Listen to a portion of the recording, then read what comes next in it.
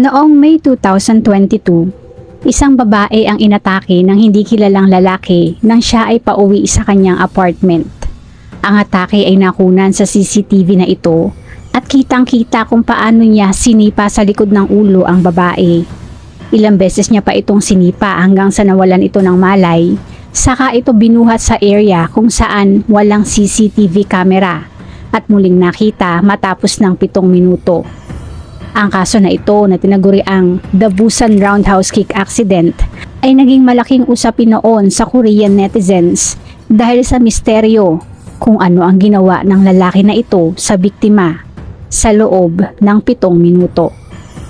Tara at ating buksan ang pahina ng krimen ng kaso ng Busan Roundhouse Kick Incident.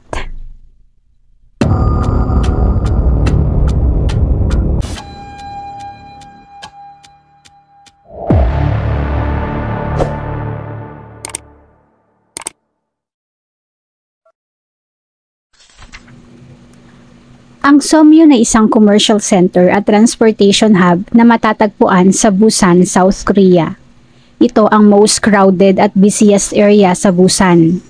Hindi na partikular na dahil sa dami ng tao dito, ang area ay puno din ng mga CCTV cameras for surveillance, pero sa kabila ng kabi-kabilang CCTV na ito, hindi pa din iyon naging hadlang para sa isang lalaki nang kanyang sinundan at inatake ang isang babae sa apartment building nito na nakuhanan din ng CCTV. May 22, 2022, bandang alas 5 ng umaga, ang 26 years old na itatago ko na lamang sa alias na Miss Jean ay pauwi na ng kanyang apartment matapos na manood ng isang street performance kasama ng isang kaibigan. Siya ay mag-isa na naglalakad na pauwi. Ngunit lingid sa kanyang kaalaman, isang lalaki ang nagmamasid at sumusunod sa kanya.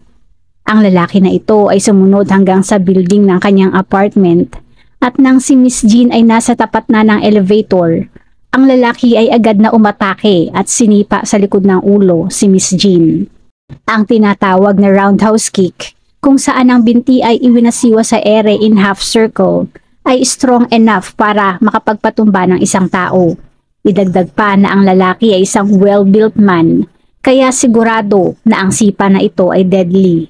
Si Miss Jean ay natumba at sa kabila ng pagkabigla ay sinubukan na protektahan ang kanyang sarili sa pamamagitan ng pagtakip sa kanyang ulo. Ngunit ang lalaki ay patuloy sa kanyang atake at sinipa si Miss Jean ng ilang beses pa sa kanyang mukha at ulo hanggang sa si Miss Jean ay tuluyan ng nawala ng malay. Ang lalaki ay binuhat si Miss Jean at pinulot ang mga gamit nito saka dinala sa sulok ng isang koridor na hindi abot ng CCTV camera. Ang lalaki ay naroon kasama ang walang malay na katawan ni Miss Jean for 7 minutes bago muling nakita sa CCTV camera na paalis na ng building. Hindi naman nagtagal at ang biktima na si Miss Jean ay nakita ng mga residente sa building na yon, na agad naman tumawag sa mga otoridad. Si Miss Jean ay dinala sa ospital at matapos gawa ng pagsusuri ay nakitaan ng severe head injury. Siya ay mayroong sugat na nasa 4 cm ang haba sa ulo na ginawa ng maraming tahi to stop the bleeding. Mayroon ding ilang mga gasgas na nakita sa kanyang left side at ang kanyang right leg naman ay completely paralyzed. Ang tinamong mga sugat ni Miss Jean ay sobrang severe na noong una, inakala ng doktor na iyon ay galing sa isang car accident. Base sa ginawang pagsusuri, aabuti ng hindi bababa sa 2 buwan bago tuluyang ma-discharge sa ospital si Miss Jean. Matapos ng ginawang investigasyon, ang suspect na nakita sa CCTV ay naaresto matapos ng 3 araw. Ang suspect na si Lee Yuno, 31 years old, ay naaresto sa isang motel sa Busan kasama ng kanyang girlfriend. Ayon sa girlfriend ni Lee, si Lee ay pinuntahan siya at humingi ng tulong. Siya daw ay may maling ginawa at maaari na ang mga otoridad ay hanapin siya. Humingi si Lee ng tulong sa kanyang girlfriend at naisip na sa isang motel magtago at sa pamamagitan ng kanyang girlfriend ay nakapag-book ng isang motel room. Si Lee Yuno ay isang dating security guard At sa nakuhang records ng mga otoridad ay mayroong 18 na previous convictions at ilang buwan pa lamang na nakalalaya galing bilangguan. Hindi sigurado kung may alam ang kanyang girlfriend sa kanyang previous convictions at kung alam din ito kung ano talaga ang ginawa niya kay Miss Jean. Sa kanyang confession, sinabi ni Lee na hindi niya personal na kilala ang biktima. Ayon sa kanya, noong araw na yon, siya ay lasing na lasing at sa kanyang pag-uwi ay nakasalubong si Miss Jean. Si Miss Jean daw ay tinitigan siya ng masama at sinabihan din siya ng hindi magagandang salita. Dahil doon, siya ay nagalit at nagdesisyon na sundan ito on her way home. Nang siya ay nagkaroon ng pagkakataon, ay agad niya itong inatake bilang kanyang paghihiganti. Nang tanungin naman ng mga otoridad kung ano ang kanyang ginawa sa 7 minuto na dinala niya ang biktima sa isang sulok na hindi abot ng CCTV camera, sinabi ni Lee na wala daw siyang ideya na ang sulok na iyon ay isang blind spot. Ang kanyang inakto ay dala lamang daw ng pagkakataon. Siya ay takot na may makakita sa unconscious na si Miss Jean, kaya iyon ay kanyang binuhat at dinala sa may fire exit para di umano ay bigyan iyon ng first aid. Pagdating doon, sinubukan niya daw na humingi ng tulong, ngunit ang phone naman ni Miss Jean ay lobat at hindi naman niya pwedeng gamitin ang kanyang sariling phone para tumawag sa mga otoridad. Kaya ang kanya na lamang nagawa ay iwan ito doon at umalis. Sa sinabing rason na ito ni Lee, ang mga otoridad ay hindi kumbinsido. Para sa isang tao na may long list of convictions, hindi ka panipaniwala ang kanyang binigay na rason. Nang ang mga otoridad ay tinanong kung inasulto niya ba ang biktima, si Lee ay naging defensive at sinabi na hindi niya iyon magagawa dahil siya ay mayroon ng nobya. Ang assault na ibinato ng mga otoridad kay Lee ay actually hindi imposible na mangyari dahil base sa ginawa nilang investigasyon, malaki ang posibilidad na mayroong assault na nangyari.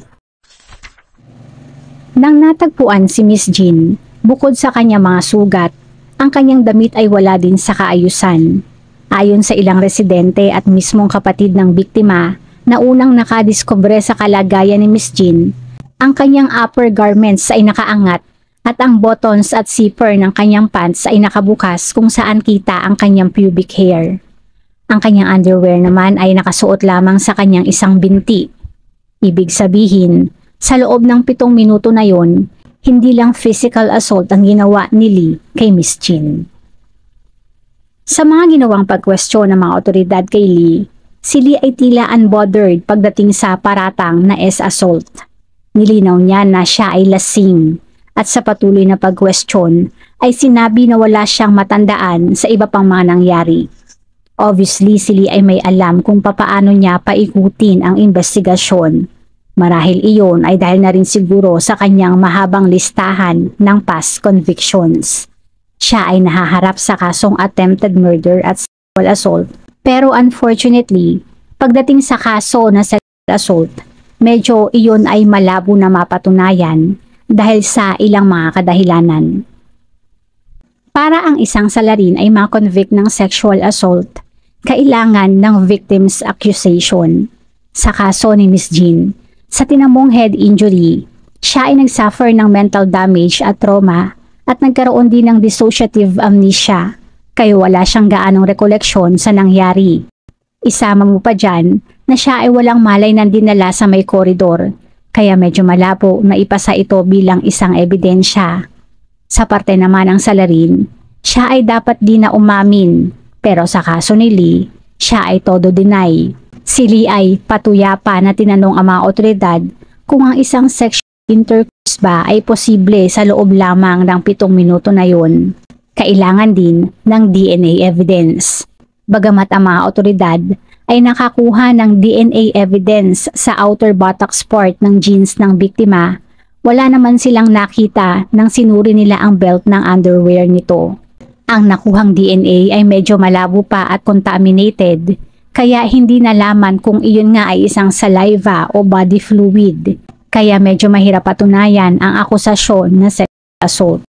Hindi din sila nakakuha ng DNA evidence galing sa katawan ng biktima Dahil sa naging kalagayan ni Miss G noon, mas priority ang pagsagip sa kanyang buhay kaysa sa collection ng DNA evidence. Nasa 1 buwan matapos ng insidente, ang anus ng biktima ay pumutok na lamang ng walang kadahilanan at ang suspetsa ng mga otoridad, iyon ay konektado sa kung anuman ang nangyari sa 7 minutes na nasa blind spot area ang salarin at ang biktima. Gayunpaman, noong panahon na nangyari ito, ang evidence period o pagpapasa ng ebidensya ay expired na, kaya hindi din pwede na iyon ay gawing ebidensya. Sa mga sirkumstansya na ito, si Lee ay napatunayan na nagkasala lamang ng attempted murder at nasentensyahan ng 12 years in prison. Kailangan din niya na magsuot ng location tracking device for 20 years after his sentence. Ang kanyang girlfriend naman na tumulong sa kanya na magtago ay nabigyan ng 8 months in prison with a 2-year probation. Sa nakuhang sentensya ni Lee, ang komunidad maging si Lee ay hindi kumbinsido. Karamihan ay nagsabi na ang 12 years in prison ay hindi sapat sa trauma at hardships na nakuha ng biktima. Ayon sa kanila, ang pagkakataon ay pumanig lamang sa kanya nang ang biktima ay hindi natuluyan. Ngunit kung titignan ang kanyang aksyon, siya ay talagang mayroong intent to kill. Sa kanyang list of past convictions, malaki ang tsansa na sa oras na siya ay makalaya, si Miss Jean ay kanyang paghihigantihan. Sa isang post nga na isinare ni Miss Jean sa isang online community na may title na, quote, "After 12 years, I might be killed." Si Miss Jean ay nagpahayag ng kanyang takot at sense of injustice hinggil sa verdict na ibinigay kay Lee. Ang post na ito ay naging viral at humakot ng atensyon kung saan ang nakararami ay on wonder sa kung ano nga ba talaga ang nangyari sa 7 minutes na yon. Sa panig naman ni Lee, hindi rin siya kumbinsido sa kanyang sentensya.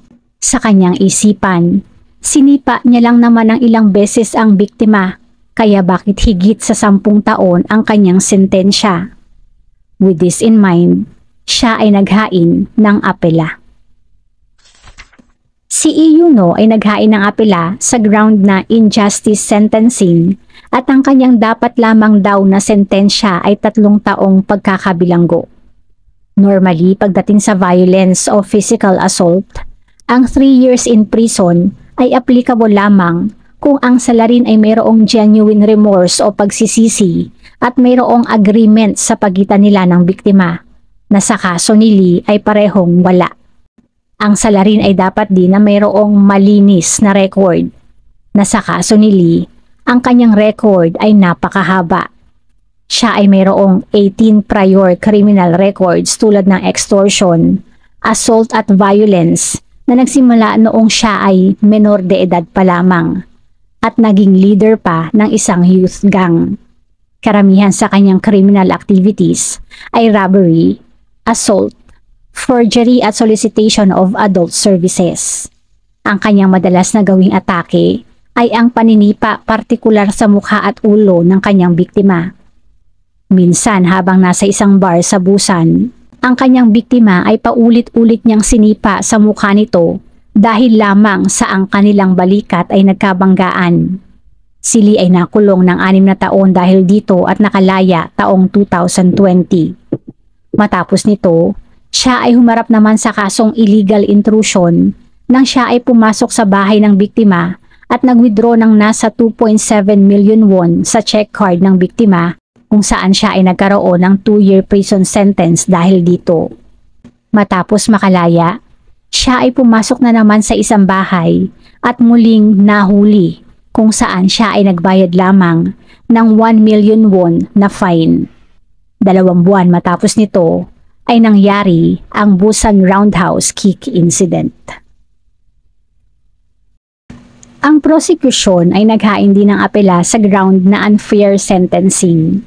Sila ay nag-request ng further additional DNA analysis. In particular ay ang mas masusi pang pagsusuri sa pants ng biktima. Ang pants na ito base sa disenyo ay hindi basta-basta mahuhubad at para iyon ay mahubad, Kailangan muna na ibaba ang zipper nito at buksan ang left trouser pocket. Ibig sabihin, hindi iyon basta-basta mag-i-slide o maibababa ng walang magbubukas na kamay.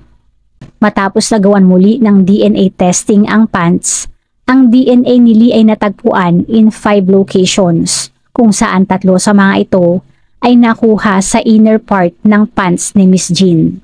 Sa pagkakataon na ito, si Lee ay humarap na sa kasong sexual assault. Ayon sa prosecution, ang ginawa ni Lee ay isang violence with an intention of sexual assault.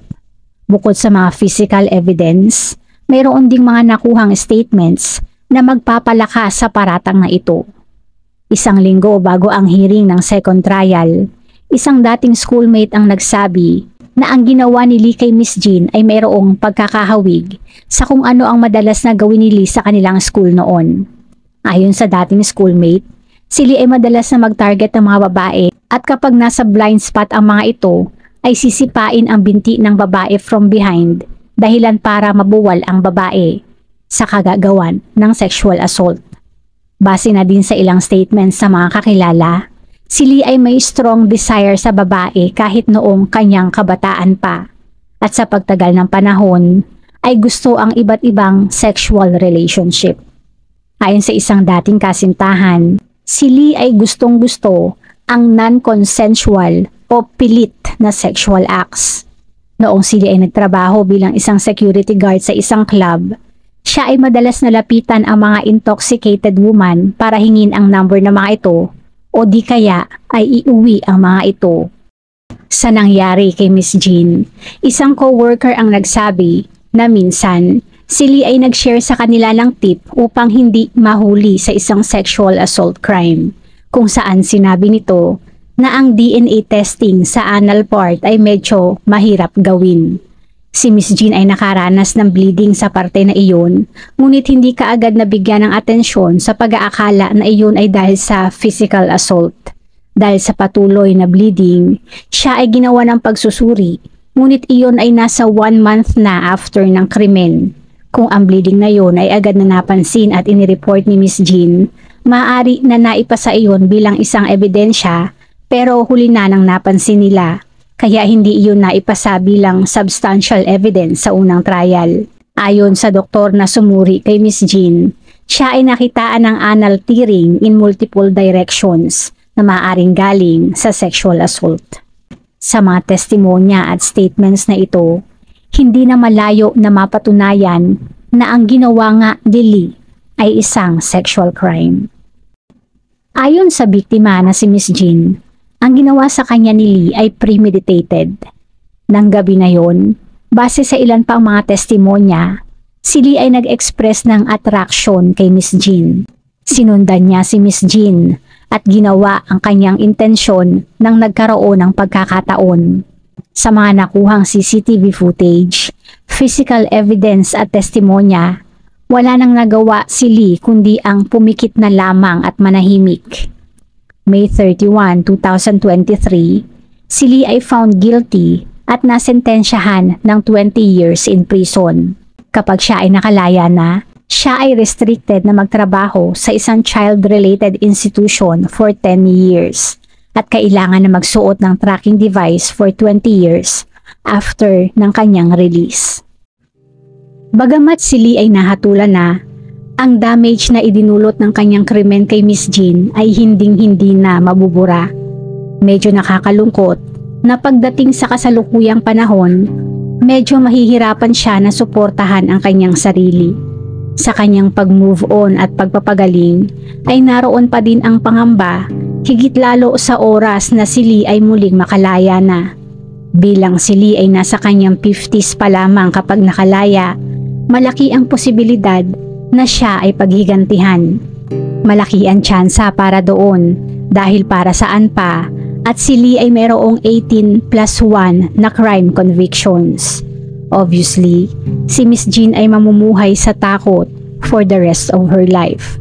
Pero sana hindi na at siya ay makatagpo ng lakas na harapin iyon sa pagdating ng panahon.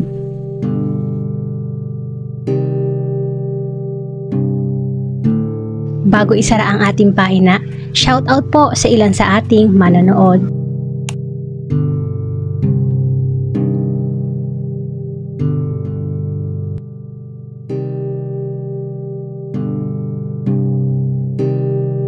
Salamat po!